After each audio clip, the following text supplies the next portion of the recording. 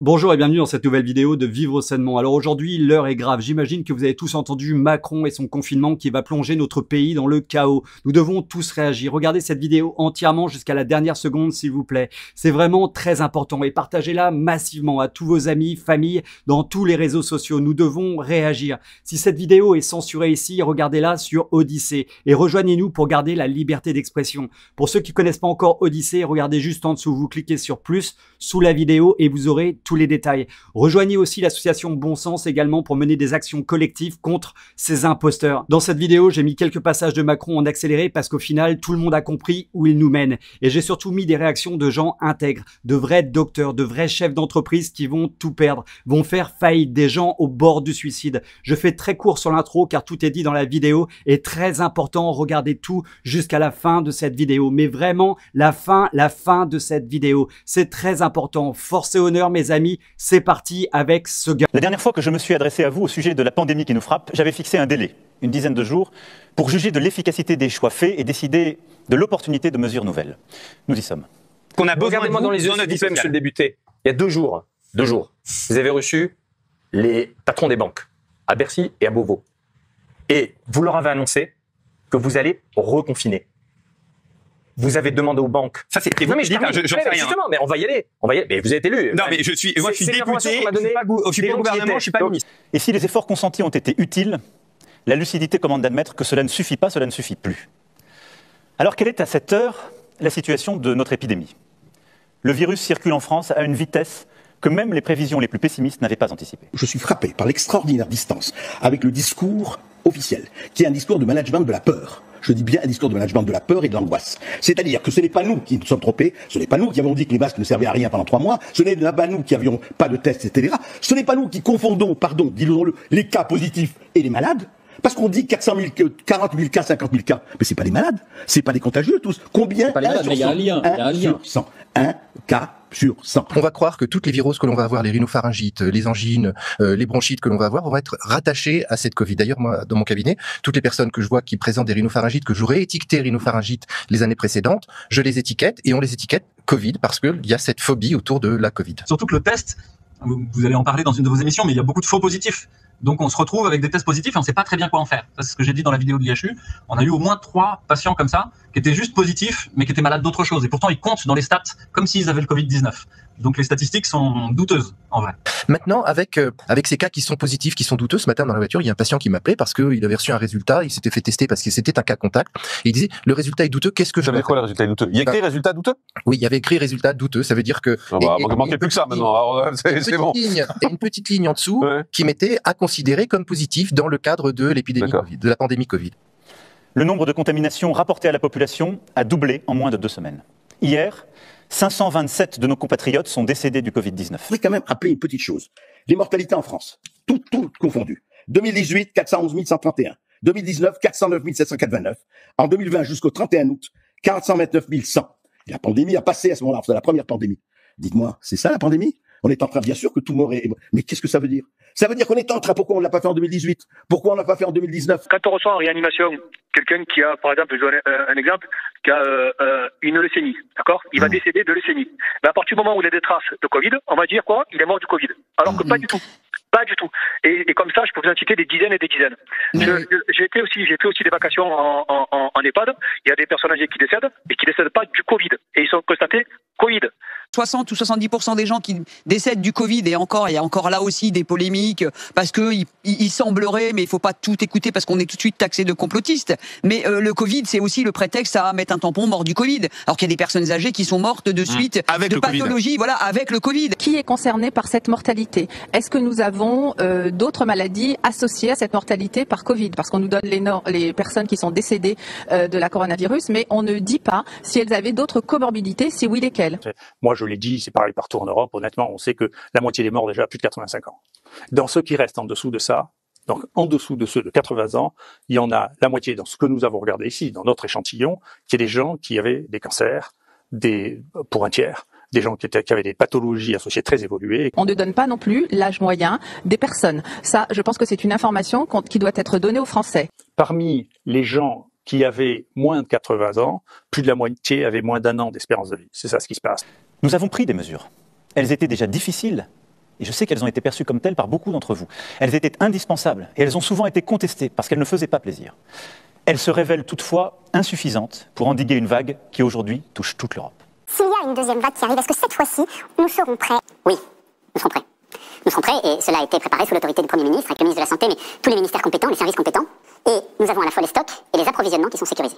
Et nous avons l'organisation au plus près du terrain qui permettrait de faire face à une recrudescence si elle était là. Donc plus d'erreurs. Jusqu'à présent, il y a eu les réserves d'État et le stock d'État qui nous ont été distribués, par exemple, sur les masques. Or, il a été décidé d'arrêter cette distribution de masques. Peut-être qu'elle va être continuée jusqu'à fin octobre. Avons-nous tout bien fait? Non. Et je l'ai dit, il y a 15 jours, on peut toujours s'améliorer. Mais nous avons fait tout notre possible. Et je crois profondément que notre stratégie était, compte tenu des informations qui étaient les nôtres, la bonne. Elle fut d'ailleurs celle de tous les pays européens. Je l'ai dit ici il y a 3 semaines, j'ai dit ils ne savent faire que ça. C'est leur seule solution. Quand le couvre-feu a commencé, je me souviens avoir eu même des discussions, j'ai dit, vous verrez, on reconfinera. Et on reconfinera toujours et tout le temps, puisque c'est une stratégie qui est mise en place. Mais ça, c'est logique d'ailleurs. Dans la mesure où on ne veut pas, et c'est ça qui est terrible d'ailleurs comme question, on ne veut pas de l'immunité collective. Le seul pays où ça ne reprend pas aujourd'hui, c'est la Suède. Le seul pays où ça ne reprend pas aujourd'hui l'épidémie, c'est la Suède en Europe. Nous aurions collectivement sans doute dû davantage respecter les gestes barrières, en particulier au sein de la famille ou avec les amis, qui sont les lieux où nous sommes le plus contaminés. Faut-il nous le reprocher maintenant? Donc je ne vois pas comment ce gouvernement peut continuer de se regarder dans la glace, que ce soit Jean-Michel Blanquer, que ce soit M. Castex, qui était responsable du déconfinement, et que ce soit ce président qui nous ment devant la caméra, qui a menti, c'était le cas le 14 juillet, en disant que la France serait prête en cas de deuxième vague. Je ne suis pas de votre nature, je suis de notre nature. Moi, je ne veux pas faire peur aux gens, je ne manie pas la peur pour effrayer les gens. Ça, c'est une chose sur laquelle on peut vous accorder raison. Je vous le dis, je pense que ce pays vit une erreur dramatique, qui est la dramatisation perpétuelle pour quelque chose dont, à la fin, qu'est-ce qu'on va suggérer? Que tout le monde reste enfermé toute sa vie parce qu'il y a des virus dehors? Mais surtout, il faut reconnaître que, comme tous nos voisins, nous sommes submergés par l'accélération soudaine de l'épidémie. Par un virus qui semble gagner en force à mesure que l'hiver approche, que les températures baissent. Une fois encore, il faut avoir beaucoup d'humilité.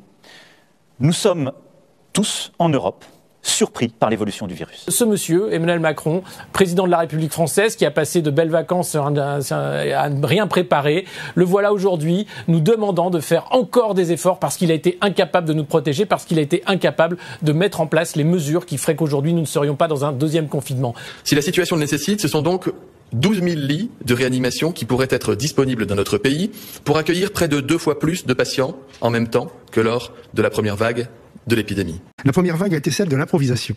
Ni masque, ni gel hydraulique, ni blouse, pénurie de médicaments, injonctions contradictoires à répétition du gouvernement.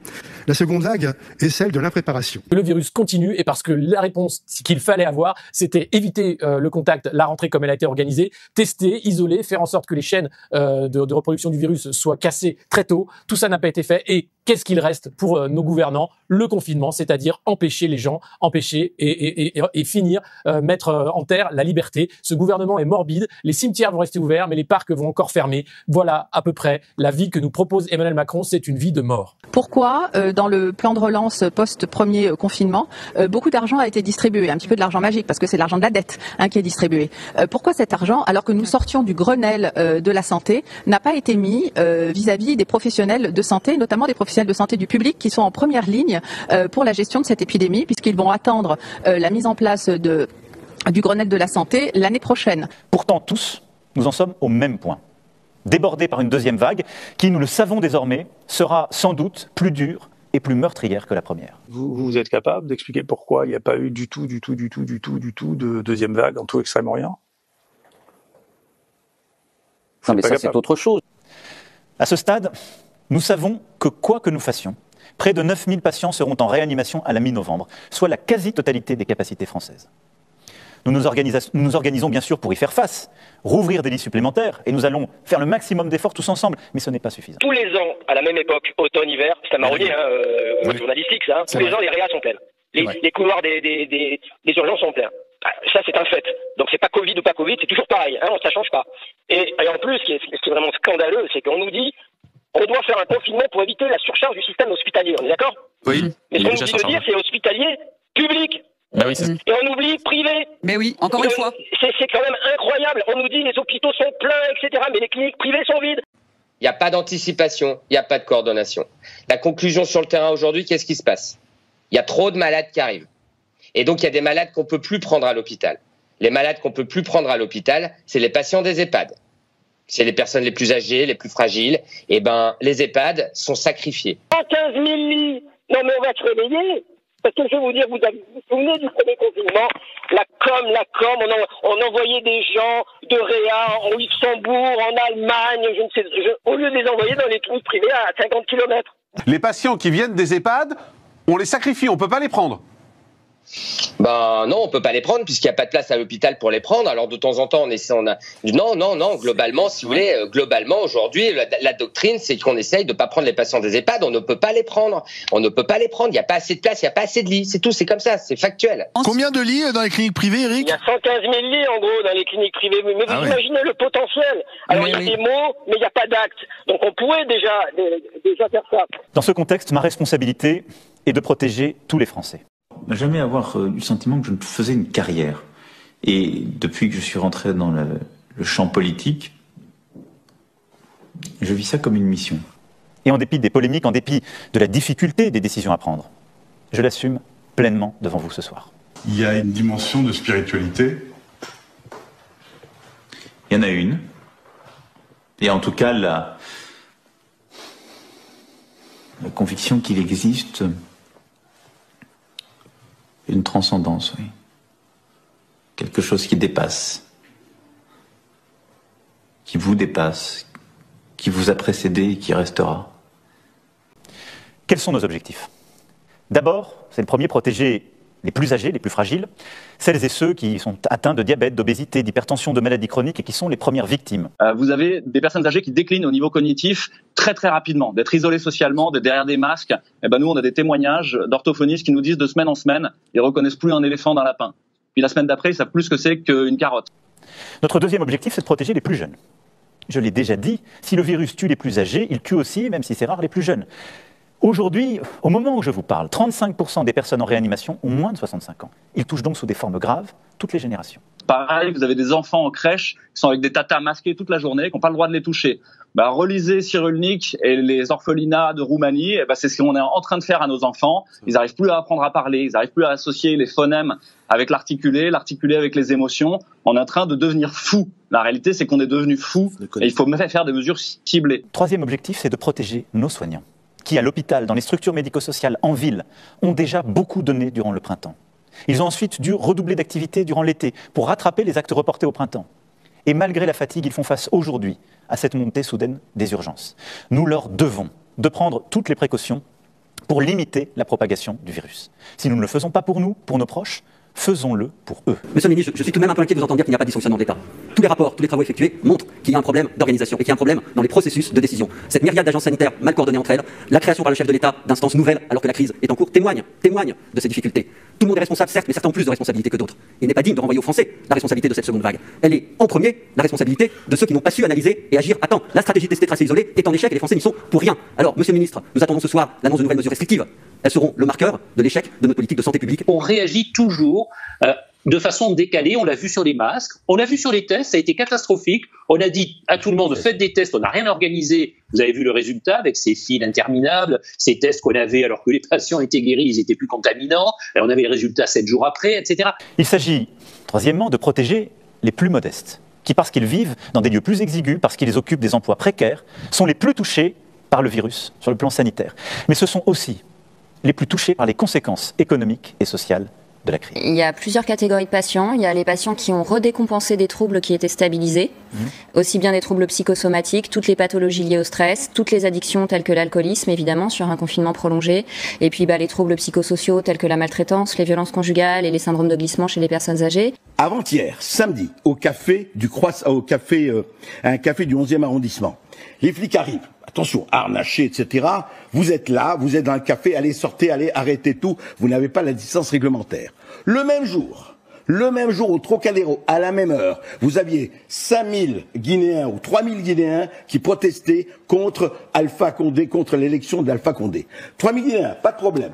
Alors ça, c'était des patients stabilisés, qui allaient mieux et qui, à cause il y a des patients stabilisés qui ont été à nouveau fragilisés par l'enfermement, parce qu'un être humain a besoin d'interaction et que très légitimement, ça les a fragilisés. Et puis, il y a aussi des patients qui n'étaient pas des patients, qui allait bien, mais pour qui les faillites économiques, le fait de ne pas pouvoir enterrer leurs proches, ont déclenché évidemment des troubles anxieux majeurs. C'est donc un juste équilibre qu'il nous faut sans cesse rechercher, sans jamais perdre de vue un principe intangible. Pour nous, rien n'est plus important que la vie humaine. Simplement l'esprit critique depuis le mois de février, vous ne me l'enlevez pas. Vous ne me l'enlevez pas parce qu'en février, on m'a dit que le masque ne servait à rien. Donc aujourd'hui, je l'ai dans l'oreille, vous voyez. Et je me méfie quand même de la parole politique. C'est un esprit critique. Il y a des raisons de penser qu'elle interviendra encore plus tard. Elle a été faible, masque, gestes barrières, enfin surtout gestes barrières d'ailleurs, parce que le masque, les études montrent que ça marche pas trop là-dessus. Nous avons les stocks de médicaments, les respirateurs, les masques, les blouses, les gants, tout le matériel nécessaire, parce que nous avons appris de nos insuffisances, de nos manques durant la première phase. Le matériel, faut quand même qu'on en parle. Le matériel. De nouveau, il y a le matériel n'a jamais. On avait un directeur d'EHPAD qui nous dit de nouveau, il me manque des blouses, etc. Ça n'a jamais. Écoutez bien, et croyez-moi. J'ai tout ce que vous voulez en banque de témoignages et de photos. Ça n'a jamais été réglé. On nous demande, et ça me choque pas, qu'on achète des masques pour éviter qu'on aille en chercher en pharmacie. Et on nous dit, munissez-vous de 3 semaines à 1 mois de masques. Très bien, mais moi j'ai des tarifs qui sont complètement bloqués. On a mis les plexiglas, on a mis les mesures nécessaires pour avoir des gestes barrières dans nos cabinets. Ça ralentit considérablement la prise en charge des patients parce qu'il faut nettoyer entre chaque passage, etc. Tout ça, c'est pas pris en compte par l'État. Moi, j'ai eu des infirmiers en pleurs au téléphone. J'ai eu des sages-femmes en pleurs me demandant si elles avaient le droit de faire des accouchements avec des gants MAPA. Septembre 2020. J'ai eu des infirmiers de bloc opératoire. J'ai eu des infirmiers de bloc opératoire. Et ça, monsieur, vous savez, si demain vous allez interroger Jean Castex, il va dire « Ouais, c'est pas vrai, ce médecin, c'est un alarmiste ». Et nous avons ainsi poussé nos capacités, qui sont passées de 5000 lits avant la première vague à 6000 aujourd'hui, et nous allons les porter au-delà de 10 000 lits en réanimation. Donc, un effort colossal a été fait, de formation, d'investissement. Encore une fois, je crois qu'il y a eu un certain nombre de manquements, il y a eu une gestion erratique de la crise qui nous conduit à cette situation. Dès fin septembre, on avait des statistiques qui nous donnaient les prévisions sur l'épidémie. Rien n'a été fait sur le nombre de lits en réanimation. Où sont les 12 000 lits qui étaient prévus par monsieur Olivier Véran? Et il fait un truc qui est quand même assez grave, hein. Il met tout le monde dans une situation qui ne va pas permettre de garantir la qualité des soins et la sécurité des soins. Vous savez, les soignants, toute l'année, on leur parle de sécurité des soins. Attention, il faut bien travailler en sécurité. Là, vous savez, on serait dans un milieu privé, ces gens-là, ils auraient des comptes à rendre. Hein. Donc là, il y a un vrai problème quand même. Excusez-moi, ça veut quand même dire que la première vague n'a pas servi de leçon. Si, mais si, la première vague a servi de leçon, parce que les masques maintenant sont en... Non, attendez, on parle du lien entre les hôpitaux et les cliniques. Ça veut dire que pendant la première vague, on a dit attention, il n'y a pas ce lien n'existe pas. Et là, on est en train de recommencer la même connerie, pour être clair. Il y a une défaillance majeure, oui, c'est clair. Les ARS ne font jamais appel aux cliniques privées. Et le gouvernement n'a pas la possibilité d'imposer quoi que ce soit. Il devrait le faire. Et j'ajouterai un point. Vous êtes la République en marche. Hein. Oui, il devrait le faire. Et c'est pas une question de... J'ai décidé qu'il fallait retrouver, à partir de vendredi, le confinement qui a stoppé le virus. Parce que quand on voit cette courbe, le confinement est appliqué là, il y a 1 semaine ou 15 jours de retard, et puis on observe une chute énorme. Alors peut-être c'est une coïncidence. Non, vous savez ça, je m'excuse, vous savez, c'est la courbe épidémique que l'on a, et c'est pour ça que la deuxième partie était vraiment une surprise, c'est la courbe épidémique que l'on a dans toutes les infections respiratoires annuelles. Tout le territoire national est concerné, avec des adaptations pour les seuls départements et territoires d'outre-mer. Mais parce que nous avons appris des événements du printemps, ce confinement sera adapté sur 3 points principaux. Les écoles resteront ouvertes, le travail pourra continuer, les EHPAD et les maisons de retraite pourront être visitées. Le confinement, si j'ai bien compris, vous n'y êtes pas favorable, en tout cas pas tout de suite. C'est le moins qu'on puisse dire. Moi, je suis le docteur Louis Fouché, je parle pas du tout au nom de la PHM, je parle en mon nom et je parle au nom d'un collectif qui s'appelle Réinfo Covid, qui réunit 350 chercheurs, enseignants, universitaires, etc. J'ai pas de conflit d'intérêt dans cette histoire et c'est la première question que vous devriez poser à tous ceux qui l'ouvrent dans cette histoire. Les conséquences seront dramatiques. Pas seulement des conséquences économiques, celles-là, nous le savons déjà, nous allons être impactés de manière très importante, mais il y aura aussi un impact psychologique et particulièrement chez les enfants, particulièrement chez les plus jeunes. Cet épisode de confinement, le premier, nous n'en avons pas encore totalement tiré les leçons. Je suis très inquiet de ce deuxième volet, particulièrement chez les plus jeunes. Pourquoi il ne faut pas reconfiner? Parce qu'il y a des effets collatéraux systémiques qui sont absolument majeurs et que dans la balance bénéfice-risque, les risques l'emportent beaucoup sur les bénéfices dans cette épidémie. Les effets collatéraux majeurs, ils sont à la fois sanitaires, sociaux, économiques, systémiques. Sanitaires, vous avez des infarctus non revascularisés sur le premier confinement, des gens qui sont pas venus, ils avaient mal dans la poitrine, sont pas venus, sont retrouvés avec un cœur à la caisse en insuffisance cardiaque terminale. Vous avez des cancers, des leucémies, des lymphomes qui ont 3, 6 mois, 7 mois de retard diagnostique et thérapeutique. Et on voit des formes qu'on voyait plus depuis 30 ans, avec des pertes de chance en termes de pronostics qui sont majeures et qui vont largement compenser les morts du Covid. Une chute aussi rapide. Oui. Une chute aussi rapide. Je suis content que vous découvriez les infections respiratoires, mais c'est toujours comme ça. Que ce soit la grippe, que ce soit le VRS. On a publié ça, il faut regarder les articles, on a publié ça sur 20 virus différents. Donc, comme je vous l'ai dit, laissez les médecins prescrire l'hydroxychloroquine, le Zithromax et le zinc. La balance bénéfice-risque, même si vous savez pas si ça va vraiment bien marcher, il faut le faire. Il y a tellement peu de risques et il y a tellement de bénéfices potentiels. Laissez-les faire et arrêtez d'essayer de vendre le remdesivir. Éclairer les conflits d'intérêts dans cette histoire auprès du conseil scientifique, auprès du gouvernement et auprès de la NSM. Je veux dire, ça c'est le travail des journalistes. Il y a d'abord ce qui ne changera pas par rapport à ce que nous avons vécu au printemps. Comme au printemps, vous pourrez sortir de chez vous uniquement pour travailler, vous rendre à un rendez-vous médical, pour porter assistance à un proche, pour faire vos courses essentielles ou prendre l'air à proximité de votre domicile. C'est donc le retour de l'attestation. Le juste milieu, c'est de soigner les gens. Le juste milieu, c'est de soigner. Votre rôle va au-delà du soin des gens. Non, et vous le savez. Mon rôle, écoutez, il y a suffisamment de gens qui jassent, vous avez plein vos plateaux. Mon rôle à moi, il est de deux choses. Un, je soigne les gens. J'en suis très fier. Je suis emmerdé à un point incroyable, historique pour soigner les gens. Sanofi, et je suis monté au plus haut niveau, nous dit que le ministère de la Santé, j'attends la confirmation que j'ai demandée officiellement au ministère de la Santé, met des freins à la distribution d'hydroxychloroquine sur les commandes qui sont faites à partir de Liège. Donc, si c'est ça, ça veut dire qu'on nous empêche de soigner selon ce que nous pensons être le meilleur traitement possible. Les commerces qui ont été définis au printemps comme non essentiels, les établissements recevant du public, notamment les bars et restaurants, seront fermés. Comme au printemps, le quoi qu'il en coûte, cette réponse économique parmi les plus protectrices du monde se poursuivra. Elle sera même plus importante qu'en mars pour nos petites entreprises fermées administrativement, avec la prise en charge jusqu'à 10 000 € par mois de leur perte en chiffre d'affaires.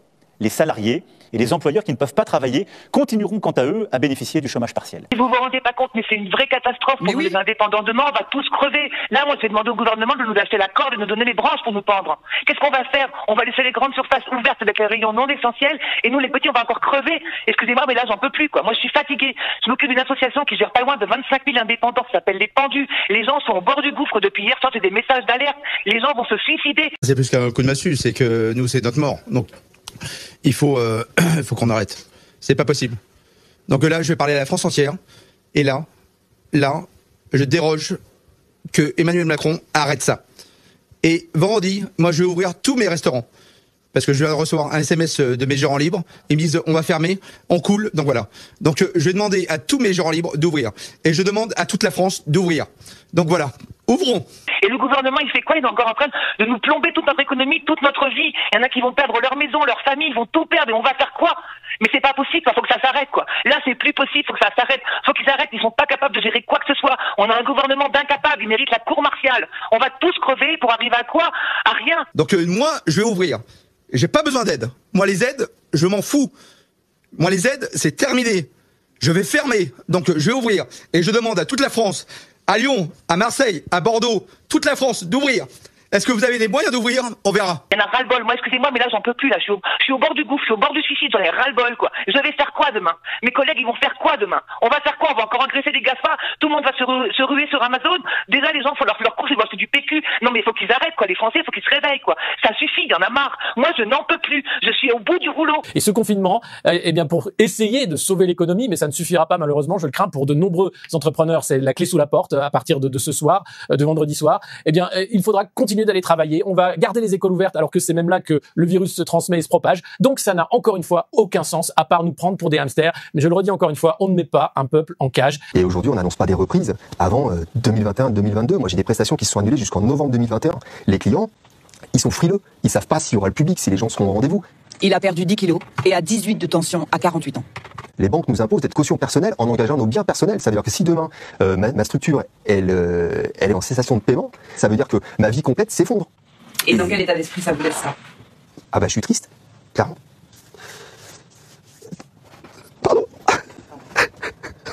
D'abord, nos enfants ne sauraient être durablement privés d'instruction, d'éducation, de contact avec le système scolaire.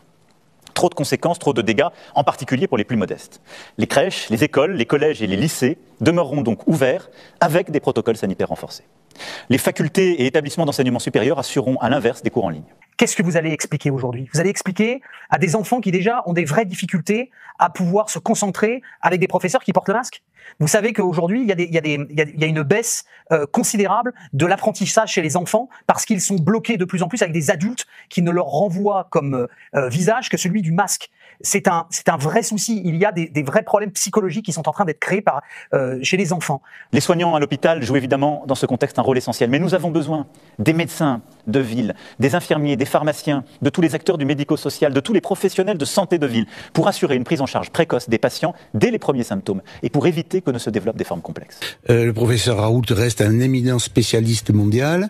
Il a écrit tout, et donc on verra au fil du temps s'il a eu tort ou s'il a raison.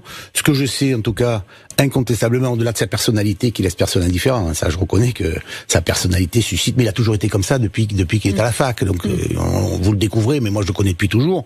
Enfin, quand vous allez à l'IHU, vous sortez vivant, hein. Pourquoi c'était banni? Pourquoi les études Lancet ont été interrompues? C'est le plus grand scandale qui n'ait jamais existé depuis un siècle sur le plan scientifique. Mais les autres... Quand vous dites c'est le plus grand scandale depuis un siècle au plan scientifique, ça veut dire quoi? Qui est derrière? Ce sont les labos. On dit parce que l'hydroxychloroquine ne rapporte rien, ne coûte rien, et qu'il fallait préserver finalement pour les labos la perspective d'un vaccin. La totalité de ma famille qui est allée, je vous donne un exemple très spécifique, ma mère, 93 ans, a attrapé le Covid il y a 15 jours. Double cancer, un problème de pathologie complémentaire, mais en pleine forme. Elle devait y rentrer une semaine, elle a attrapé le Covid, son médecin traitant lui a dit, buvez beaucoup d'eau et restez chez vous. Et là, elle a été soignée, elle est guérie, elle est en pleine forme. Il n'y a pas de décès chez le professeur. Il n'y a pas de décès dans l'unité du professeur Raoult. Heureusement qu'il y a des très beaux exemples. Il n'y a pas de décès dans l'unité. Oui, heureusement. Mais sur l'ensemble. Oui, alors plus personne n'en parle aujourd'hui parce que nous sommes dans l'urgence, comme d'habitude. Mais en réalité, il y a des enquêtes judiciaires américaines et européennes pour savoir qui a payé une fausse étude qui est rentrée dans un des plus grands journaux scientifiques la veille de l'ascension, ce qui fait que la une de tous les journaux dans le monde a été de dire là, ce médicament ne marche pas. Et donc, il a même dit qu'il était dangereux. Oui, et Raoult a dit que c'est un scandale parce que ça a été donné à des millions de personnes depuis très longtemps. Dès demain, un débat suivi d'un vote se tiendra au Parlement. Dès demain, le gouvernement détaillera toutes ces mesures. Nous devons nous honorer de cette transparence et du fait que des décisions difficiles se fassent dans un cadre démocratique où toutes les oppositions peuvent s'exprimer. Monsieur le ministre, le Sénat, mon groupe, le groupe socialiste, mais d'autres groupes aussi, vous feront des propositions. Nous vous en avons déjà faites nombreuses. Mais la manière dont vous traitez nos propositions, qu'il s'agisse de l'examen des projets de loi, qu'il s'agisse de nos discussions plus techniques, de mise en œuvre de la politique sanitaire, ne nous fera pas renoncer à vous faire des propositions. Mais permettez-nous aussi de dire aux Français que vous voyagez seul, vous pilotez seul, et vous n'écoutez jamais ni le Parlement, ni la société civile. Une fois le pic épidémique passé, tous ces outils doivent nous permettre, demain, de tenir jusqu'au vaccin, à l'été, nous disent les scientifiques. L'idée qu'il va y avoir des nouveaux vaccins pour résoudre les nouveaux problèmes est aussi quelque chose qui n'a pas été réalisé. Et si vous regardez sur le site de l'OMS, les vaccins disponibles, il faut regarder dans les maladies émergentes ce qui est disponible, il n'y a rien du tout. Et puis méfiez-vous de cette insurrection civique qui monte. Je vous ai cité cette... Mais non, mais c'est la même chose. Mais ça fait 15 fois que vous le dites. C'est la même chose. Ben oui. On dirait que vous la souhaitez. Mais presque. En effet, ce serait une preuve de vitalité que de montrer. Arrêtez, Yvan. Ce serait une preuve de vitalité. Ce serait une preuve de vitalité démocratique que de montrer que le peuple ne peut pas systématiquement se laisser dicter des décisions qui sont des décisions autocratiques et qui, de mon point de vue, ne correspondent pas à l'efficacité. À nouveau, nous nous relèverons si nous sommes unis, et nous serons unis. Nous avons besoin les uns des autres. Nous sommes une nation unie et solidaire, et c'est à cette condition que nous y arriverons. Nous sommes la France. Je vais faire quoi demain? Demain, j'ai pris un PGE, je vais aller voir mon banquier, je peux pas payer, mes charges vont arriver, je peux pas les payer, je fais quoi? Alors moi, demain, si ce soir Macron nous reconfine, je demande à tous les indépendants de ne plus payer leurs charges. On n'est pas essentiel, nos charges ne sont pas essentielles, notre TVA n'est pas essentielle, il y en a ras-le-bol. Il faut faire les choses intelligemment. Donc on le faisait, ça marchait très bien.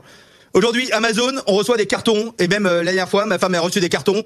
Ils les prennent, hop, on les bouge et tout. C'est porteur de coronavirus, de Covid-19. Donc il faut arrêter, quoi. Nous, on n'a rien à voir là-dedans. On est des restaurateurs, on fait les choses bien. On reste ouvert. Je reste ouvert, quoi qu'il arrive. Si je finis en prison, venez me chercher. C'est maintenant.